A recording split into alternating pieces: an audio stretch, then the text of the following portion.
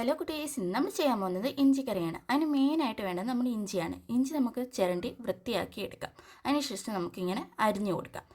അരിഞ്ഞ് അതെല്ലാം നമുക്ക് സെറ്റാക്കി എടുത്തതിന് ശേഷം അതിലേക്ക് വേണ്ടത് കൊച്ചുള്ളിയാണ്. കൊച്ചുള്ളി നമുക്കിനി ചട്ടി അടുപ്പത്ത് വെച്ച് എണ്ണ ഒഴിച്ച് എണ്ണ ചൂടായി വരുമ്പോഴത്തേക്കും ഈ അരിഞ്ഞു വെച്ച് ഇഞ്ചി നമുക്ക് മൂപ്പിച്ചെടുക്കാം. ഇഞ്ചി മൂത്ത് വരുമ്പോഴത്തേക്കും നമുക്ക് അത് മാറ്റി വെക്കാം. എടുത്ത് വെച്ചിരുന്ന കൊച്ചുള്ളി നമുക്ക് അരിഞ്ഞെടുക്കാം. അതിലേക്ക് തേങ്ങ വേണം. തേങ്ങയും വറുത്ത് വെച്ച് ഇഞ്ചിയും. തേങ്ങ നമുക്ക് മൂപ്പിക്കാം.